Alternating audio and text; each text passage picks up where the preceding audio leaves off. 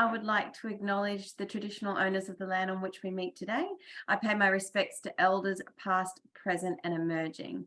I personally like to acknowledge the Turrbal people, who are the traditional custodians of the land on which I grew up, which is in Boondall on Brisbane North Side. So for those who don't know me, my name is Caitlin and I'm from the Queensland Government's Mentoring for Growth program. So this program offers eligible businesses free access to volunteer business mentors who provide food for thought, insights and suggestions around the challenges and opportunities a business owner may be facing. So I'm really excited to facilitate your session today. This is on digital marketing and social media, and we're lucky enough to have three of our wonderful mentors here to carry us through this session. So first we'll hear from Tina. So Tina will be discussing digital marketing and putting together a digital marketing strategy. Next we'll hear from Irina, who will shed some light on social media and the pros and cons, and sort of give us a bit of guidance about where to start. And then we'll have Christian, who will then wrap things up for us on online communication. And so we'll have an opportunity for questions at the end of the session. So as you have your questions, please pop them in the Q&A function and we'll work towards answering them at the end of the session. So that is it from me. I hope you have a wonderful session and I'll pass it over to Tina. Thank you, Tina. Morning, everyone. Thanks, Caitlin. Welcome to this panel discussion. Hopefully, we're all going to share some insights and information that are going to help the people that have jumped on board. So my session today is talking about digital marketing. Just a brief interlude into who I am. I run a digital marketing agency on the Gold Coast called Puzzle Media. And so I've been in marketing for over 20 years. So I've seen the shift from traditional marketing to digital. I've been part of that shift very much throughout my career. And so, yeah, it's quite exciting to be covering this topic. So digital marketing, what is it? Digital marketing is basically the process of selling products and services online, okay? And selling your products and your services in an online capacity. So when we talk about digital marketing, one of the key elements that makes up digital marketing is, in fact, your website, okay, and having a website. So if you think about, the retail industry, very traditional kind of retail and a lot of hospitality, they would have shop fronts, so they would have physical locations where you would go in and customers go in and purchase products and goods and services and utilize services. So we're talking about shifting that into online. So having a website, that is your online shop front. So websites, they can be big, small, they can be super fancy, they could be super basic. The key thing when looking at a website is really make sure it's really easy for people to understand what it is that you do, what services you offer or what products you offer, a little bit about the business and you and why you started this. Make it very easy for people to get in touch with you. So having your, contact details, your number, email address, contact form, whatever it may be. And yeah, just speed is also quite important when it comes to websites. So if you have a lot of big images on your website and it's slowing down the speed, have a chat with the people that are managing your website, or if that's you, have a look into that, because speed is a huge factor in people jumping on your website and then jumping off because it's taking too long to load. So, that's the first kind of part of your digital marketing. How are you going to get people to your website? And that's where different strategies come into place. So you might be looking at search engine optimization. That plays a part in digital marketing. So that is when you optimize your website so that you appear at the top of Google. And so when people type in, plumber, Gold Coast, you're there at the top.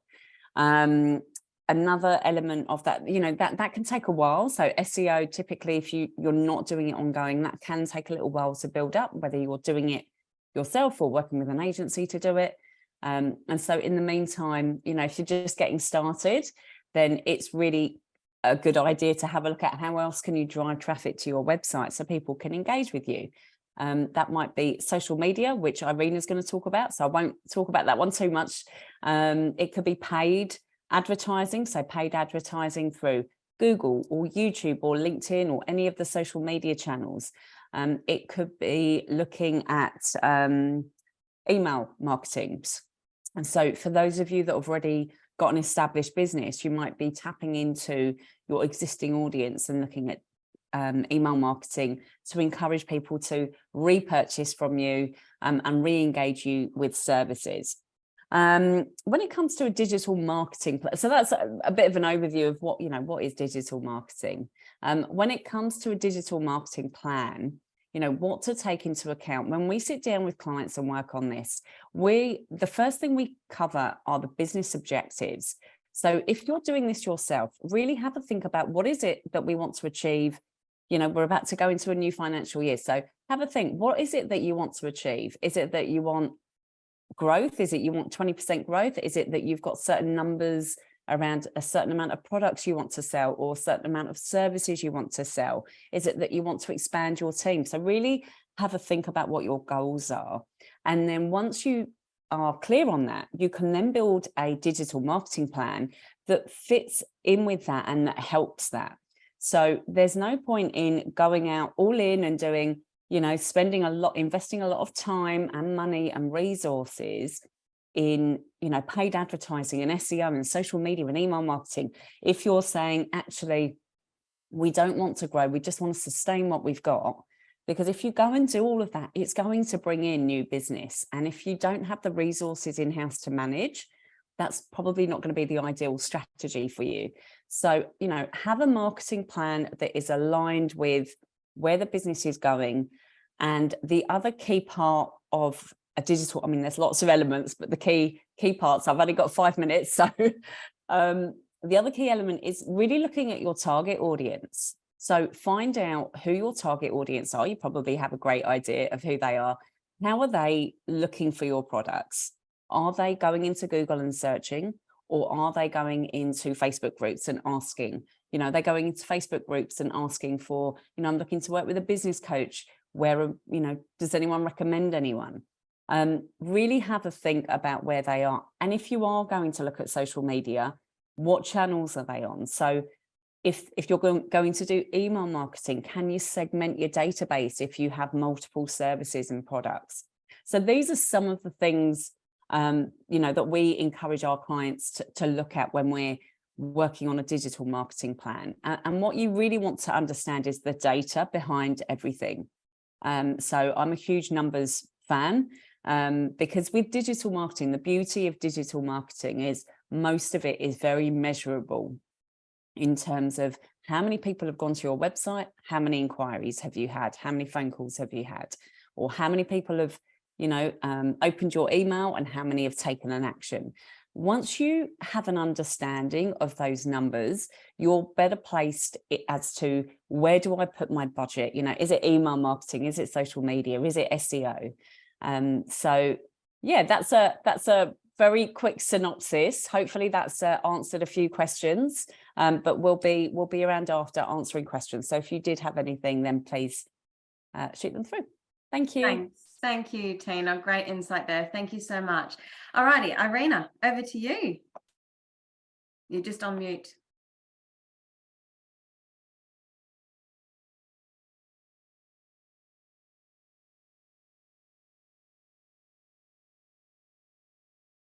Technology, right? Darn it.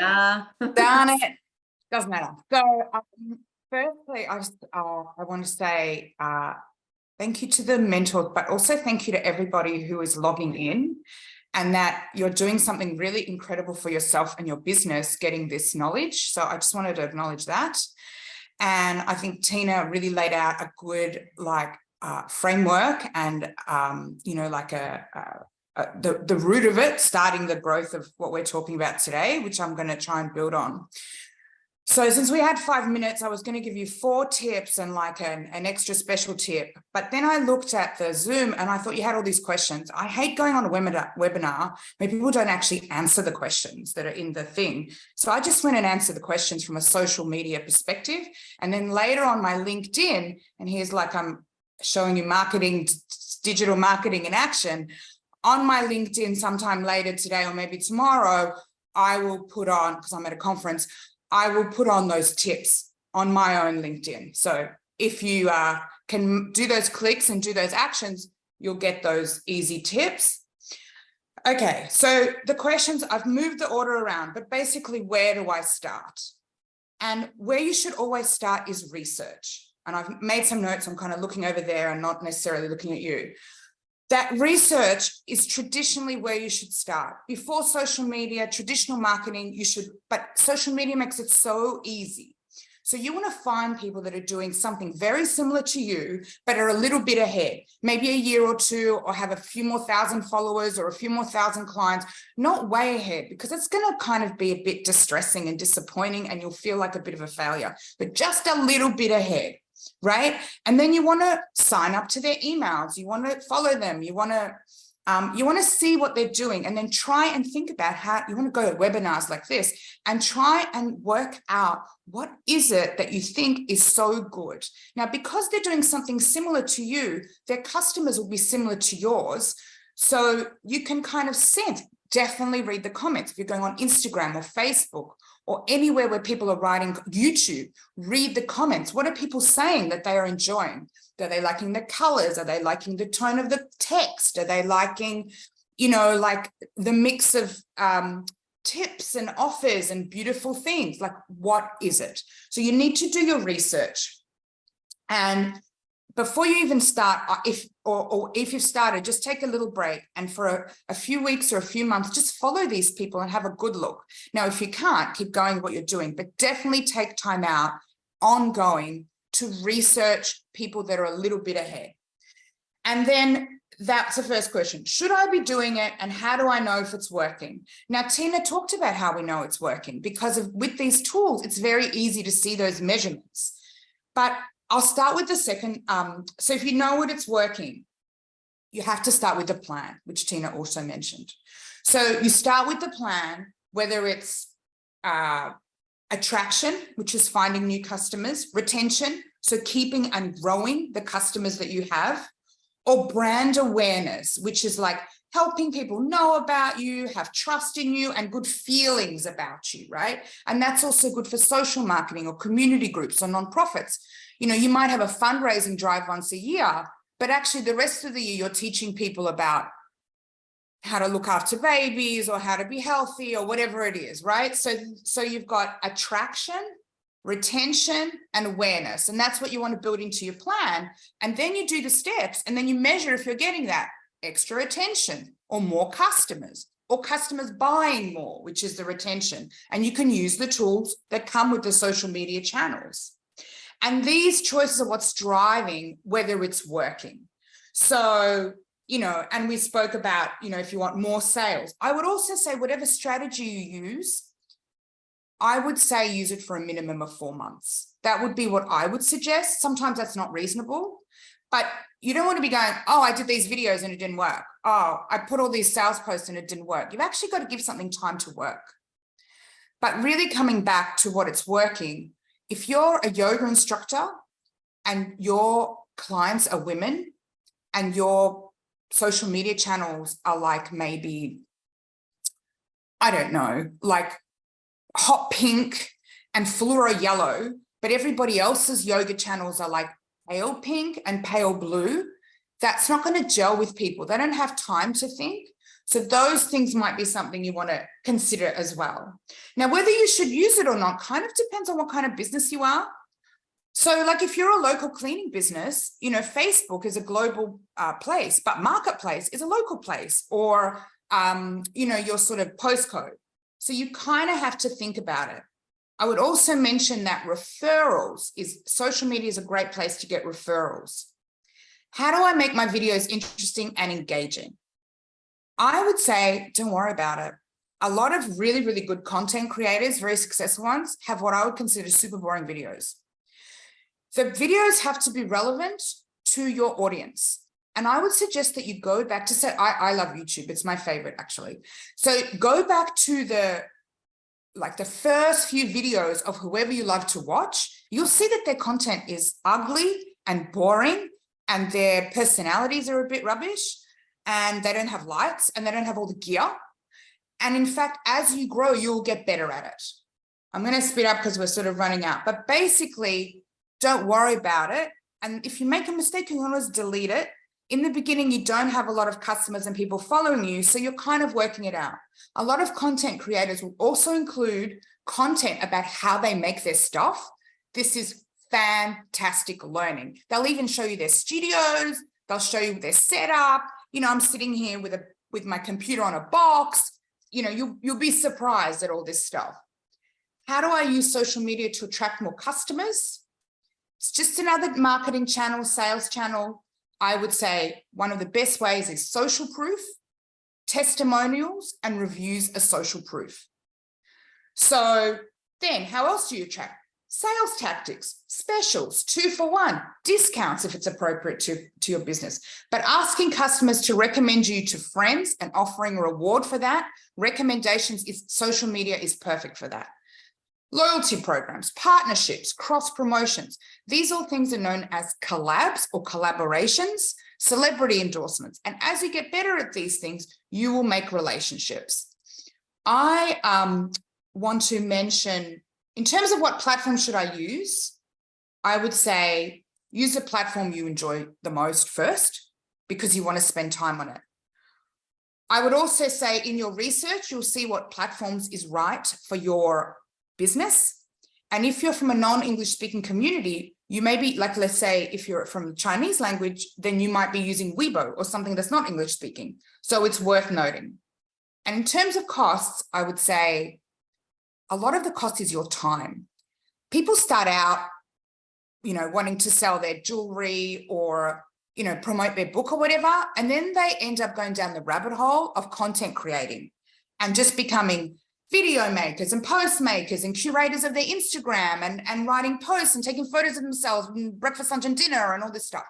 So you really need to think about how much time is reasonable for you to spend on this marketing channel compared to all the other stuff like email, letterbox drops, market stalls, all the other things. People who make social media are the smartest and best paid people in the world. Their job is to capture your attention like an addictive drug, which is kind of what you're trying to do with your customers as well.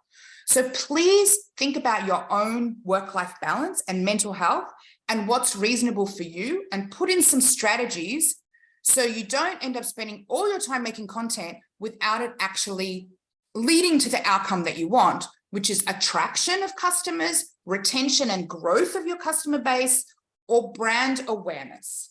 So that is my summary of social media. I hope you will take this opportunity to ask the questions of all of us. Thank you so much, Irina. Wonderful. Okay, last but not least, a Christian, please. Online communication. Well, thanks to Tina and Irina for all that. It was great. I found myself nodding in agreement and at the same time disagreeing with some of the things that Irina said. Not disagreeing, but there are degrees of video. The point being that all online marketing means engagement. It equals engagement, which means effective communication. So what's the best way you can effectively communicate? On camera, that's what I do, on video. Why video? Because you no longer have a choice. You have to use video, and some people use it better than others. More than 80% of all online communication is via video these days. So you literally no longer have a choice. Let's look at some. Actually, before I do that, I have, when Irene was talking about it, you know, the video doesn't have to be high quality, and I agree entirely. I have a thing called a shoot, butte, distribute model, which is you grab your iPhone, I'll get an idea, grab your iPhone, shoot the video, upload it, done.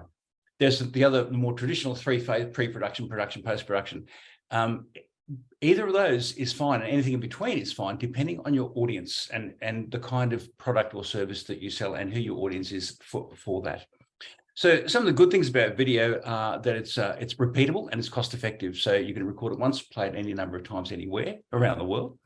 And you have that global reach, which means you've got a huge audience, and it could potentially go viral.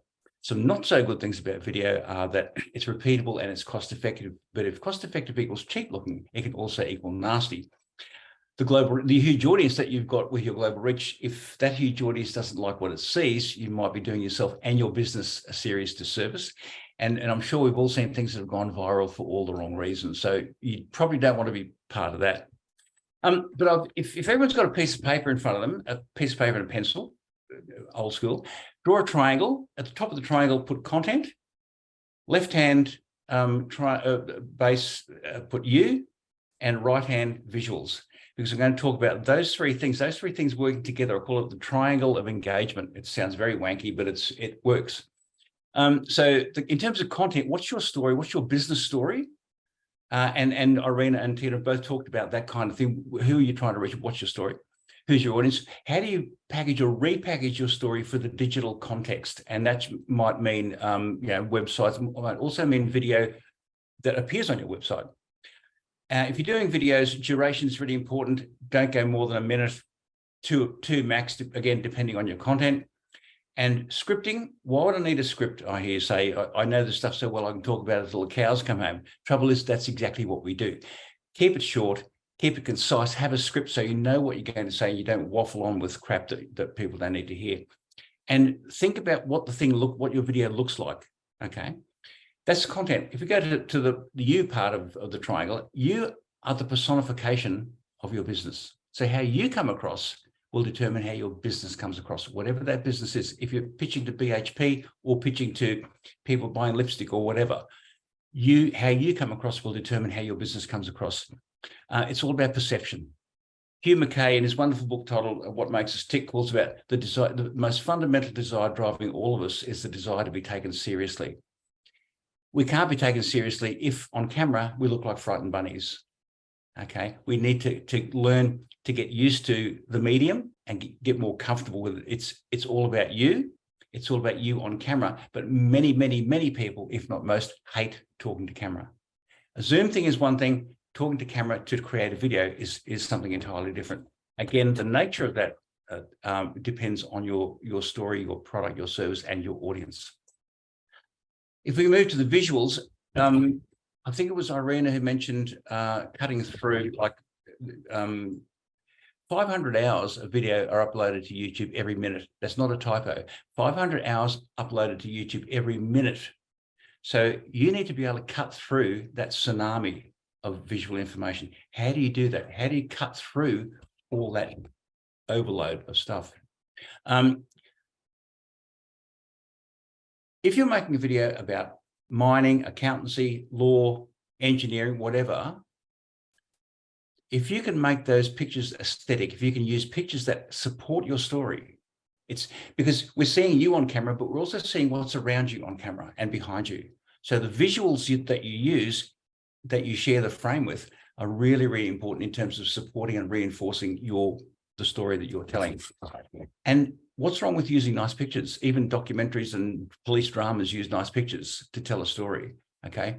Think about how you can use aesthetics to tell a story, to tell your story beautifully, because that will hopefully capture attention and maintain that attention. We track the eye and then maintain that attention with your audience.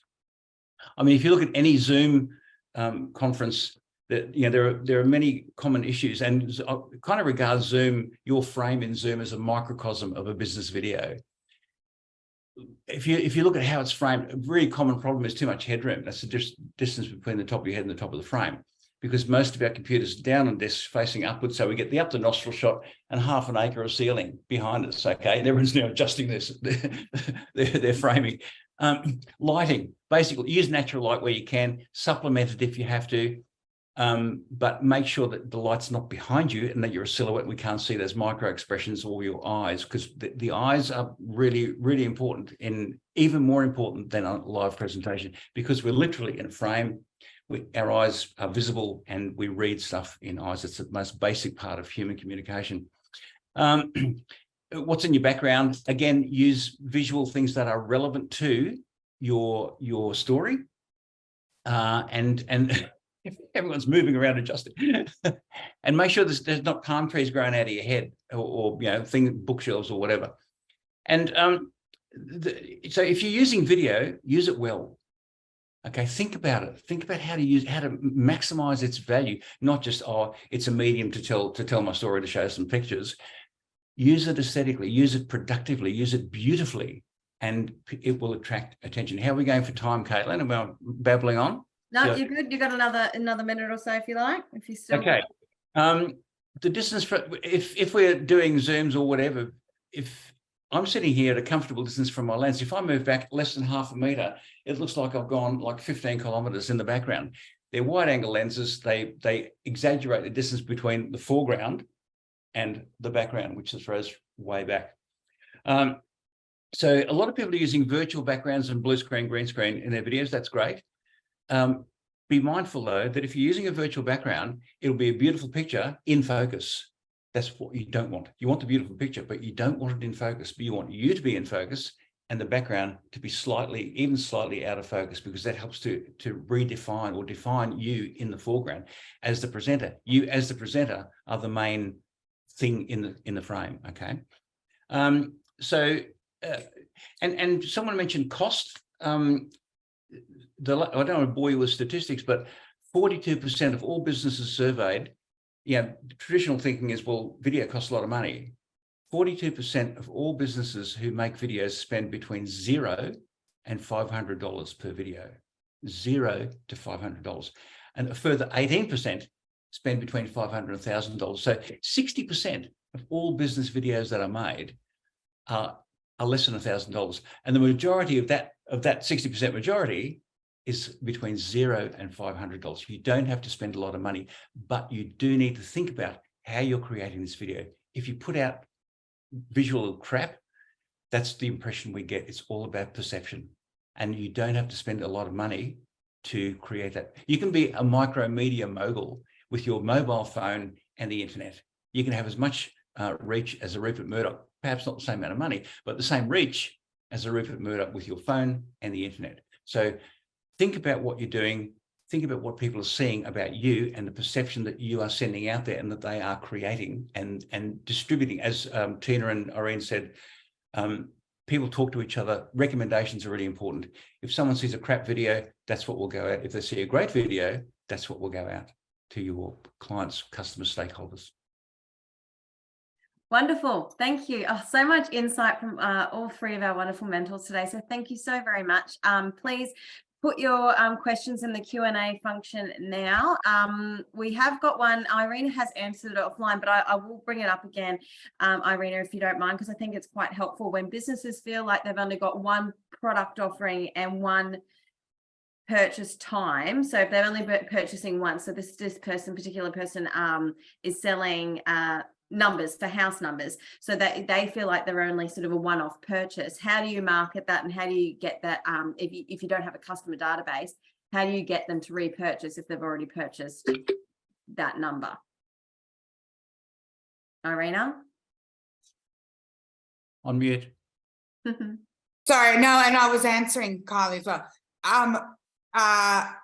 Well, look, there's a number of answers, but I actually think that there's a market for pet houses and naming the pet houses. I think people spend more money on their pet food than they spend on themselves. And look, you could do all the kind of branding with the testimonials and give a gift and name your, buy your kid an investment property, name it. I don't know, but I reckon pet houses is endless. Yeah. So it's looking at the product and diversifying your offering into additional markets. And it's cute. Like, how cute would a picture of a dog in a doghouse which says Fido over the top? Like, the pictures would be gorgeous and tiny as opposed to a big house, which you can't fit in the frame. I just wanted to touch on Christian's point, or maybe Tina answers, because we need to talk about the parasocial relationship. Do you know what I mean? Like, so one of the things people need to think about when they put themselves, so you have to decide, and this may be something you keep changing or considering, are you the product and the brand, or is that separate to you? And if you, and often it is you, but you have to really think about that, because once you put yourself in front of the camera, particularly in social media where you'll be doing backwards and forwards like we're doing now, people develop a relationship with you. And this is called a parasocial relationship. You don't necessarily have a relationship with them, but if they've watched hours of video of you and your house and your toilet and you getting your makeup on and whatever else you're doing, your kids and your cooking, they're going to feel they know you and your friends. So you really, I would encourage people to do a little bit of reading and research into parasocial relationships and work out what they're comfortable with, because you don't want to set up, and some people are very comfortable with running a Facebook group. So I just want to put that out there when we're talking about this stuff. Sure. Can I step in onto Please. Neil's question as well? So Yeah. I think, Neil, you're asking how to use social media. I would be you're saying how to use email marketing. So I understand what you're saying. You've got this one product, so you can go down the pet route, like Irina said. Another good idea could be connecting via LinkedIn and Instagram and Facebook with builders.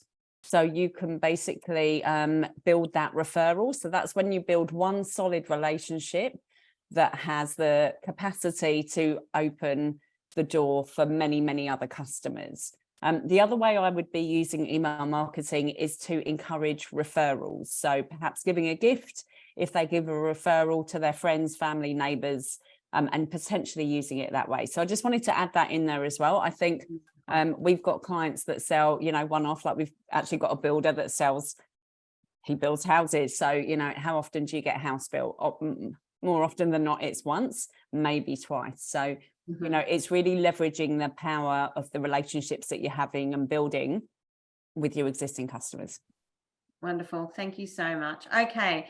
Next question, Kylie. In my business, I transform commercial and residential spaces with my stunning custom design wallpaper. My offering is collaborative, high touch. Where do you think I could find the high paying clients who can afford my service? Tina, did you want to answer that one? Yeah, happy to. So I think, Kylie, with what you're doing, again, collaborating with potentially some interior designers that are, maybe working with some high-end properties so that they can refer you on. I think there are a lot of people on social media that are happy to pay for the high-end, higher paying clients. It's not just lower paying clients that are sitting on social media. We see that with that paid advertising campaigns we run. I would also just have a look at how you are showing up online in terms of things like, are people searching for what you do? And if so, how are you ranking with Google for that? And is it worth looking at Google advertising if there's enough search and maybe some SEO? Yes, Irina. I want to add to that, because I actually have, I worked for a premium soft furnishings manufacturer and designer, and also help someone who is a premium upholsterer. Like one couch reupholstered in linen is tens of thousands of dollars. So firstly, it takes time to get that premium client, but I absolutely agree with Tina. What you want to do is curate your social media, let's say Instagram, I'm just going to talk about Instagram for now, and really attract and connect and reach out one by one to designers, architects, like really premium. So you wouldn't have thousands of followers. Your followers might only be 2,000 or 3,000 that you build up over time, but every single one of those is premium, because the premium customers are looking at those, very expensive furniture designers, interior designers, et cetera, and I know you'd be going to those shows where, designers show to designers. Make those relationships in real life and then carry it over into your online presence where you follow and support each other. And so you're putting yourself into that high level demographic. So when people follow those super expensive furniture, lighting designers, et cetera, they see that you're friends and they know you're in that bucket. And if I can add to that, I assume if you've sell high-end beautiful wallpaper, that you've got visual images on your website. I'm assuming that you do. If there's still images, maybe think about animating those slightly, just crossfades and things like that, just to create a bit more life in the imagery. If you're using still, you may well be using video, but just something to think about if you're using still images. Wonderful points. Thank you. Christian, I might flick this to you. We're a new brand currently in pre-launch marketing while stock's being manufactured. We're shooting a launch campaign video with teasers to release as we get close, but we're struggling with the content and what content to create leading up to the release. So their marketing streams is travel / lifestyle, sustainability. Should we continue to create stocked content on these streams leading up to launching, or hold it out until we launch the campaign video? I would be gathering all manner of footage. I would be shooting, pieces to camera, assuming that you're going to do that as part of your launch, pieces to camera, and get footage wherever you can that's relevant to what you sell, promote, distribute, whatever. It's really important to keep doing it. If you need help, this isn't a sales thing. If you need help, call someone who can help you. But you may have engaged a professional production company, which costs a fair bit of dosh. You may or may not have to do that. You can do it yourself. But a piece of advice I often give is, don't expect a camera operator. If you're doing a piece to camera, don't expect a camera operator to tell you how to present. Okay, that's not their job. Their job is to capture you presenting and make beautiful pictures, but it's not their job. So don't expect that they will help you do that. They might offer advice about smiling. So find out do it a lot. Use your mobile phone. Practice on your mobile phone. Do that a lot. Play it back until you stop hating yourself on camera. Okay. If you loathe the program, loathing presenting to loving it. Once you get to the point of actually enjoying it, that's when you'll come across as authentic. The human factor in this cannot be overstated. No matter what groovy stuff you use, whatever images you use, the human connection that you have or not with your viewers, i.e. your clients or potential clients, is the most important thing. That human connection is the most important. And there's a great quote I won't bore you with, but the more we use technology, the more those human connections, the more important those human connections become and need to be maintained, because we talk about relationships. Someone mentioned before about you're creating a relationship, a parasocial. You whether you're aware of it or not, you are creating a relationship with your viewer, and they are creating a relationship with you. So if you come across as hello, my name's Dr. Chris Williams, and I represent really good stuff, they're not going to relate to you. You need to be authentic and human. That's the best advice I can offer in terms of doing pieces to camera. Other than that, get some great stock footage and use it. Great. Thanks, Chris. Wonderful. Okay. For new business startups, what comes first? Is setting the stage via digital marketing, or business operations and product investment? That's a really good question. Who would like to answer that one? I'm happy to give it a crack. Give it a crack, Tina. I think, Alvin, it's a great question. It is a really good question. It's the chicken and egg situation, isn't it? I think what you need to look at is, obviously, if you are starting up, you do need to have a think about, obviously, operations, because you need to be able to fulfill on whatever it is that you are offering, whether that be service or a product. So definitely look at your operations, look at your product and what that's going to look like, map that out. If it's a physical product, where's the fulfillment going to happen? Is that happening here? Are you sending products out? Are you offshoring that? Have you got a warehouse? If it's services, then where, who's going to cover what? Have you got a team that you can tap into? Once you've got a bit of an idea of how the operations are going to work, you can then kind of work backwards to look at your digital marketing in terms of, well, you're going to need a website, no matter, whatever you're going to do, whether you're going to do paid ads or whatever. So you are going to need some kind of website. But then working out a plan of what to actually, what to do when it comes to promoting and marketing your business will be dependent on your operations and how you're going to fulfill it. So I would personally, if it was me and I was starting a new business, I would look at the ops first, and then look at the digital marketing. Great. Thanks, Tina. All right, Irina, Chris, do you have anything else to add to that topic, or is that sounds like great advice? Yeah. Fab. Irina? I do think, and I don't know whether they've done it, but it's worth noting that if you're starting something, because there's so much out there, it's sometimes quite hard to get matching names on each of the things.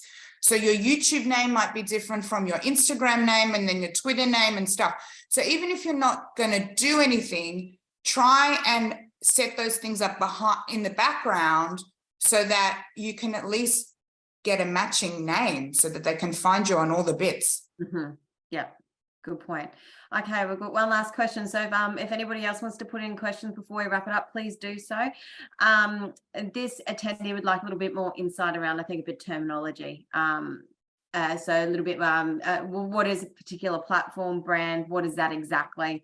And yes, bearing in mind, you say a lot of people do not know too much about social media. So who would like to, Irina, do you want to answer that one? Just to give us a bit of insight around that. Okay, so a platform is just a fancy way of saying the app. The TikTok, Facebook, Instagram, Twitter, a website. That's the platform. It's like what you're doing your marketing on. Like if you were standing on a platform screaming at a park, your opinions of people, that's your platform. Yeah. So you could call it a channel. And your brand is just a fancy way of saying all the things that make up your business, including your logo, your website, your colors, the things you sell. I mean, it's a bit of a blurry term, but it's all of the things. But I think we have to go back all the way to the beginning where Tina started and Christian's mentioned it, you know, fail to plan, plan to fail, which is a terrible cliche, but you know, like, what are you doing? Why are you doing it? Who are you doing it for? How are you going to do it? And how are you going to measure it? Right. And then all the other bits like slot inside that. Okay, wonderful. Well, that's it for our questions. So I will just put this up on our screen just to let you know that we've got a wealth of information available via our Business Queensland website.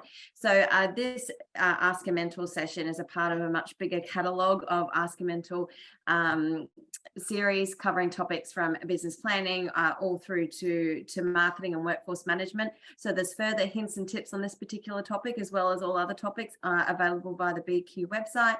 There's also online guides on digital marketing as well as advertising, as well as social media for business. And you can also learn how to write a digital marketing strategy as well. You can most certainly register for our upcoming webinars and events via the Business Queensland website as well. Our next installment of the Ask a Mentor series is on website design, SEO and e-commerce. So that will be another webinar scheduled for the end of next month. So you can certainly register for that one as well.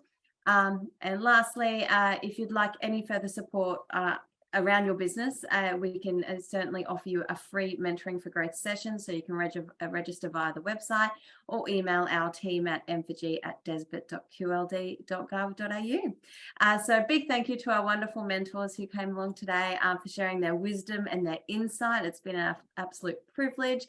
And thank you to our attendees for taking the time out of your busy schedules to come along today.